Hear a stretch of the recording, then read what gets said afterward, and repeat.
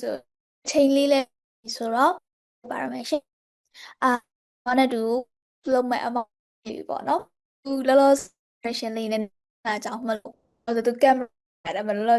မမြင်အောင်ပေါ့နော်ဆိုတော့အလောအရင်ဆိုဒီနေ့ဒီ program ဆို introduction ခဲ့ချက်ပေါင်းဆုံး imagination အမှန်တော့ဆို19ဒီထောင်ခဲ့အဲပါတယ်မြန်မာတို့ပေါင်း40ဆိုနိုင်ငံပေါင်းမှာအာရှကတခြားကျောင်းသားတွေအထူးသဖြင့်ယူရိုဘက်ကိုတက်ချင်တဲ့ကျောင်းကိုအဓိကကိုညီလေးရဲ့အဓိကအဖြစ် university program educational program ကို support ရှိပါတယ်ရှင်ဆိုတော့ညီမရှင်ကသားပေါင်း9ကိုကူညီခဲ့ပြီးပေါ့နော်အပေါင်းက40ရာပါလာတာထပ်ပြီးရှိစမှာဒီတော့ agent ကကြတော့မတို့ဖင်လန်ဘာဖြစ်လို့ရန်ကောင်းတဲ့နိုင်ငံကျမတို့တော့သွားပြီးအောင်တက်ဖို့လုပ်နေပေါ့နော်ကြတော့ပြောမယ် business ကလေးကိုတခြားပေးသွားမှာဖြစ်ခုကသူရ live ရေးပါမယ် application system ပြောမယ် session ပါမယ်ရှင်ဆုံးမှာထည့်ရမှာ share ဆိုလို့အခုမြင်နေရတဲ့ raise hand ကြီးနေပြီးတော့စားလုံး message ကတန်စရအောင်ပေါ့နော်ဒီ mic လေးမှာဖြစ်ပါတယ်ဆိုတော့ပထမပလေးဖြစ်တဲ့ iPhone အဲ့ Euro quality အချင်းကိုလို့ရှယ်ဖင်လန်တက်လို့ရပါကလည်းဒီ Euro ပေါ့နော်ဘာဖြစ်လို့လဲတို့ကအရင် affordable ပြတော့သူတို့ပြောအရင်ပြောနိုင်ငံပေါ့ပြောကြသူတို့တဲ့နိုင်ငံတွေလည်းအများကြီးပါတယ်ရှင်အားကြောင့်ပေါ့အဲ့တော့ပြီးတော့ second ဆိုတော့ကြုံစိုးနိုင်ညီမတို့အလုံးရာတစ်ခုမှာပါ second အဲ့တော့တောင်း internet တော်တော်များဒီမှာလာပြီးပေါ့နော် internet connection တောင်းမှမှာ free ပါနိုင်တဲ့ထက်အားလို့ပဲနောက် post အမအခုဒီမှာ internet ကအောင်းဖြစ်နေတဲ့သူ့နဲ့စကားလေးကြပါတော့အောင်လေး section ရှင် topic program topic ကညီမဒီတစ်ခုရဖို့တိုင်းဆွဲပေးထား တခုတိလုပ်ပေးထားတဲ့ group program မျိုးလဲဆိုတော့ experience ဒါပုံမှာပြီးရင်လည်း diploma လည်းရှိပြီးဒါပေမဲ့ဒီနိုင်ငံတစ်ခုမှာနေထိုင်လှုပ်ရှားခြင်းနဲ့ရှင်ရင်လုပ်ဖို့လူအကြောင်းအရာတစ်ခုပါတယ်အဲ့ဒါလည်းဆိုတော့ top လေးကိုအတွက်ပဲဖြစ်ပါline ဘာမှကောက်ပါတယ် okay ဒါပေမဲ့ line ထက်စာညီမတို့ကြားတော့နောက်ထပ်တောင်းသားပေးလို့ရအဲ့ဘက်မှာနေတာပဲလားဒီကလို့မရဘူးဆိုလို့ခြားလေးကြားရကူညီပေးပါအဲ့တော့ဘာမှမပြောပေါ့နော် intro ပဲပြောရဆိုတော့အပိုင်း internet ရမ်းကြတယ်ပေါ့အခုရပြီလားရှိဆိုလို့ရှိရင်ပို့ပေးရ reaction လေး reaction ပြလုပ်လို့ရတယ်ဆိုတော့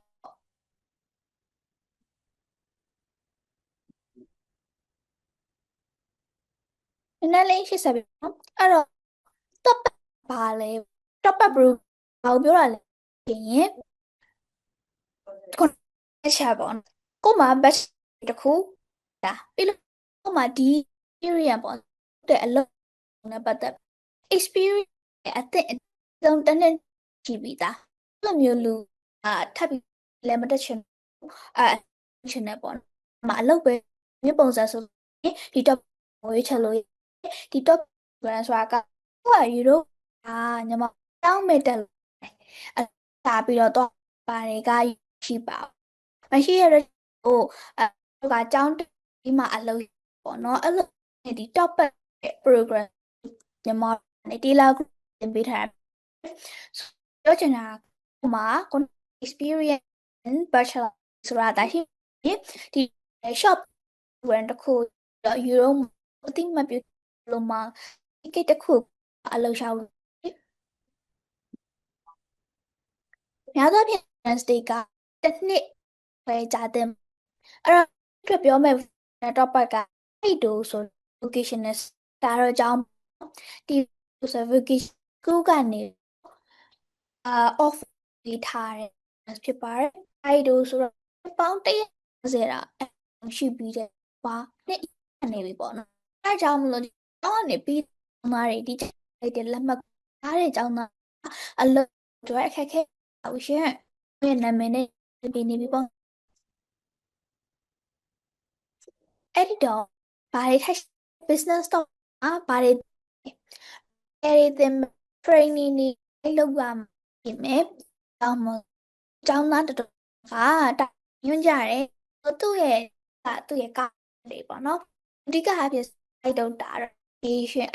adapt ဆိုတော့အသက်ပြအယူပေးတာခုရှိပြီးသားကို educate လုပ်ပြီးကျောင်းတစ်ခုပါတယ်အဲ့သူတို့ရဲ့သင်တဲ့ဟာ fin sport နဲ့ language ကကောင်းကောင်းသင်ဖြစ်ပြီးတော့ကလည်းဟိုလိုပါဆိုရင်အခုဒီ program ဆိုရင်ညီမတို့ဘာသာစကား A ဆိုတဲ့ vegan နေစာပြီးပြောတတ်ဆိုတတ်ဒီ program ကိုရတာအထီကိုဖြစ်ပါတယ်ဒီ program တက် fin ဘာသာကို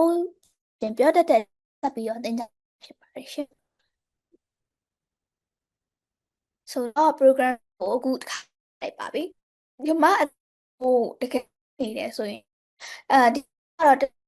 မင်းတော့မနဲ့ကောင်းသွားတဲ့ program ဒီခါလေးရအရေးကြီးတိုင်ကိုနာတစ်ခုလုံးလို့ပြောလို့ရတယ်ပါမယ်အောက်တက်ရမှာဖောင်းတော့မယ်ရက်လဲစတဲ့ရက်လဲပါမယ် location ပါတယ်ဘယ်လိုမျိုးနဲ့တင်မှာပါပြီးသားဆိုတော့အကုန်ပြည့်စုံပြီးသားအပြင်မှာ fountain requirement ဟာတွေပါဒီပါပြီးတဲ့ကြောင့်မလို့လုံးဝပြောလို့ရအဲ့တော့ပြောသလို Brandscape တော့1900ယူရိုဖြစ်Plus finish which သင်ပေးအတွက်145တက်တယ်မှာဖြစ် action တင်ဖို့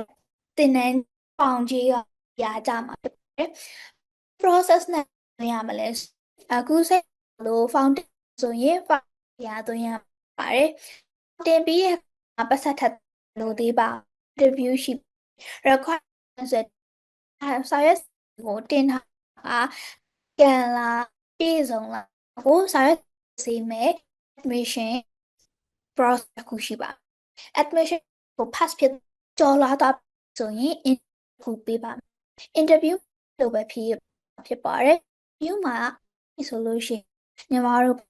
condition accepted ဆိုတာလေးထုတ်ပါတယ် condition တန်လက်တာအဲအကြောင်းသားပြီးတော့ညီမဘက်က offer တယ်ကျောင်း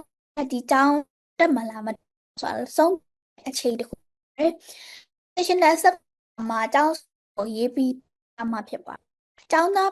ပြီးတော့ဒီကျောင်းကိုလက်ဆိုရင်တော့ student ဆိုတဲ့စာကိုလက်မှတ်ပြန်ပို့ပေးရအဲ့ခါကျောင်းဘက်ကဖြစ် accept ရဲ့ခါကြတော့ skate ခါမှာဖြစ်ပါတယ်ခါကြတော့မှပတ်ဆက်သွင်း invite ပြီး invite ကိုပတ်ဆက်သွင်းကို receipt လေးရပြီဆိုကျောင်းသားပဲပင်လယ်ဘက်ကို visa ကိုရပါပြီအဲ့တော့အဓိကအဖြစ်အဲ့စာတန်းတွေမှာလဲဆိုရင် business တစ်ခုရှိ bachelor ဒါ equivalent အဲ့ကြောင့်မလို့ကိုယ့်ရဲ့ business နဲ့ related မဖြစ်ရလို့ပြောချင်ပါတယ် related experience ဆိုတော့ employer if available ဒါ if available မဟုတ် more romantic ပြောချင်ပါတယ်ဒီ works ဆိုတာကလောက်ကနေဘယ်နဲ့ပဲစားပြီးတော့ခုနှစ်ကနေဘယ်နှခုနှစ်လုပ်ခဲ့ပါတယ် positional လောက်ဆိုတော့ community ပါတယ်စာဟုတ်ပါတယ်လို့မယ်ခါကြရင်ဒီ res ရဲ့ညီမဒီ file လေးလို့ passport ပဲရှင်နောက် finish 0.1စက်တော့အခုတင်ထင်ကြဘူးအားလုံး form ဆရာမလို့ဘက်ကတင်ပေး certificate အဲ့အတွက်ပေးမှာအဲ့တော့ပထမပိုင်းဟာပေါ့နော်ပွဲလက်မှတ် passport ကိုဆိုရဲစီတစ်ခုပြီးလို့ရှိရင်ဟိုမှာလဲကိုယ့်ရဲ့အလုပ်ရန်ကိုအထောက်ခံ certificate ရှင်းနောက်ဆုံးထားမယ့်နေ့က23အကြောင်းမလို့ sorry အဲ့ဒါလီဘတ်ပေါ့အခုမိပါမနက်ဖြန်တပတ်ရဲ့ကြပါမနက်ဖြန်ရဲ့အတွင်းနေဆိုရင်ယူရို135 sorry 1050ရအောင်1600ပဲကြတင်ပါတယ်ဘတ်အတွက်နောက်ဆုံးတော့ဇန်နဝါရီ3ရက်နောက်ဆုံးရောက်ရမှာပါပုံမှန်လီဘတ်မဟုတ်ပါဘူးရင်းစင်းတော့ဟာတော့9ရက်နေ့တောင်းလျှောက်လို့ဖောင်းပါတယ်ရှင်ဆိုတော့နောက်တစ်ခုဆက်ဆက်ကြမယ်ပေါ့နော် connection ကိုအဆင်ပြေသေးလားဘာမှမကြားရဘဲနဲ့တော့နောက်ထောင်နေရတယ်ဒါလည်းအဆင်မပြေပါလေ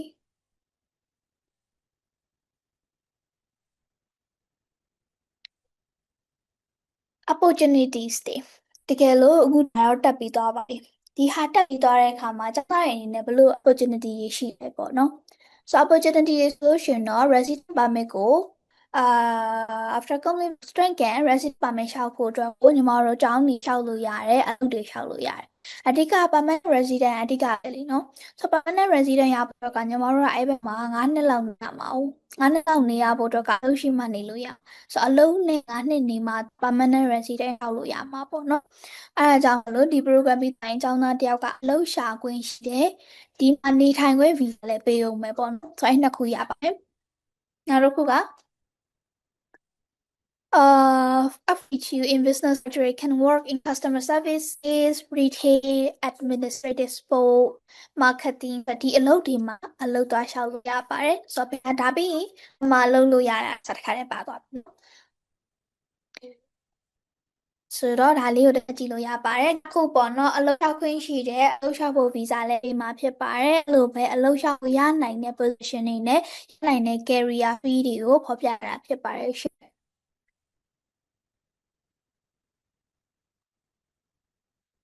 အဲ့တော့ဘာတွေအဓိကလိုအပ်လဲပေါ့နော်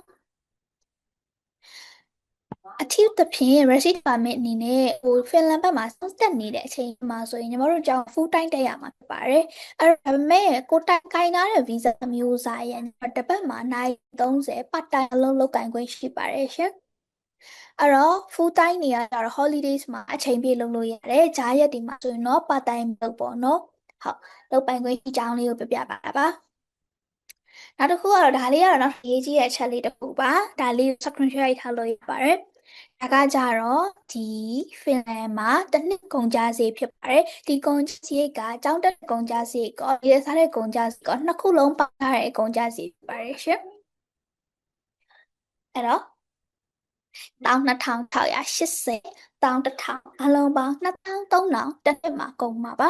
ဒီတစ်နှစ်ကကုန်ပြီးတော့နောက်နှစ်ကျတော့အလုပ်ရှာပြီးကိုယ့်နဲ့ကိုယ်နေစိတ်ချွေတာပြီးနေသွားလို့ရတယ်ပေါ့နော်တိုမန်နီပြရမှာဘာတွေကဒီ2000ကျော်အမောက်ထဲမှာရှိထားရင်စိတ်ကြမလို့ပါဘူး program ရှာဖို့ဒီလောက်အမောက်တော့ရှိထားတဲ့ပါတယ်ဒီလောက်မရှိထားသေးဘူးဆိုတော့တခြား program စဉ်းစားလို့ရတယ်ဒါပေမဲ့ဒီ top up က Finland ဘက်ကိုတော့အမှစေ program တစ်ခုရှင်းခုရှိရတယ်တဖြင့်ညီမတို့လုပ်လို့ရတယ်ဒီဒီ payment လို့ internet ဆိုရယ်ဒီဟာ moreover ကမတုံးသလိုပါဘူးနောက်တစ်ခုကတောင်းကညီမတို့ sharing မယ်ဆိုရင်ဝီတက်တာလည်းရှိပါ grocery လည်း300အဲ့လောက်ကြီးမဟုတ်မျိုးလေးတော့ပြင်မသွားဘူး public ကလည်းကုန်မရှိပါဟိုကကိုနဲ့နေရာမှာလိုက်ဆိုတာ15လမျိုးဆိုတော့အဲ့ဒီမှာတယောက်အင်းဆုံးယူရ900လောက်တော့နိုင်ပါတယ်တော့ထပ်ပြီးလို့မရနိုင်တစ်လောက်ရခုအလောက်ကတော့တော်လေးချိုးရမယ်ဆိုရင်အကုန်နိုင်ပါတယ်အင်္ဂါပါပြီးကျန်တဲ့တရားစီကတော့ဖြစ်နေလို့လောလောဆယ်ကျောင်းတွေတက်ပြီးကျောင်းသားတွေရဲ့ကျန်ပါမယ် တိုက်ပြီးဒါက focus တဲ့သူတွေကိုပြီးတော့အလုပ်လည်းနိုင်တစ်ပတ်မှာပါတယ်ကျွန်တော်တို့ကြာမရှိတော့ဒီပြောရတဲ့တစ်နှစ်ရှင်ရင်ဒါ work စာဆိုပြီး extension နေလို့ရပါတစ်နှစ်အတွင်းရအောင်ရှာတိုက် A မျိုးစားပြီးလိုက်ကြပါနှစ်နှစ်ပြီးတော့ extension မဟုတ်တဲ့လို့နှစ်နှစ်အတွင်းမှာတော့ရှာမှာရဲ့မယ်ခက်လို့မေးရင်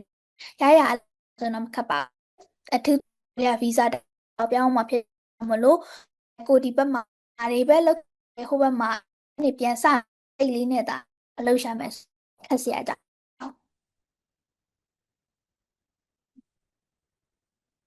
family call လားဆိုရင်တော့ရှင်အနေနဲ့နေ့အောက်ခက်ကိုလည်း application အနေနဲ့လို့ရပါတယ်ဒါပေမဲ့ပြောတဲ့ list မှာမိခေါ်တော့ကပြရမယ်ဒါလည်းတရက်ပို့ပြီးတိုးပါတယ်အဲ့တော့ receipt တဲ့ခါမှာတဲ့ခါသုံးပါပါတယ်အကြောင်းနောက်ခါလိုက်လာတွေပါပြီး9လလောက်နိုင်ပါတယ်အဲ့တော့အကြောင်းဘက်ကနေ recommend page အကြောင်းသားအရင်အကြောင်းသားဘက်ပါမေး decision ဆိုတော့မာတာအစုတွေကပြပါရှင်ဆိုတော့ post ပါတယ်ရတဲ့ living passport တ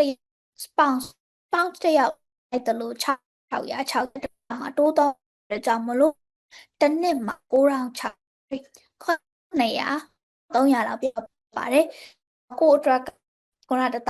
ရမယ်ဆိုရင်နောက်ထပ်မိတယောက်လိုက်လာတူ9,000ကျော်ပေါင်းပြီးတော့ကိုယ့်ရဲ့ age ရှိနေပြီးတော့ V ရုံးကိုပြန်ဖြစ်ပါတယ်ထားဒါကတော့ခုနကတော့တူတူပါခေါ်လို့ရကိုယ့်ရဲ့ခေါ်လို့ရတယ်အဲကြတော့အသက်18ခေါ်လို့ရနော်တော့ခုနပြောတယ်မဲ9,000ယောက်ကိုပြဟာကိုအစုလိုက်လာရ9,000ကျော်ကပြီးတော့ကိုယ့်ရဲ့ so many ခေါ်ရမယ်နေရာ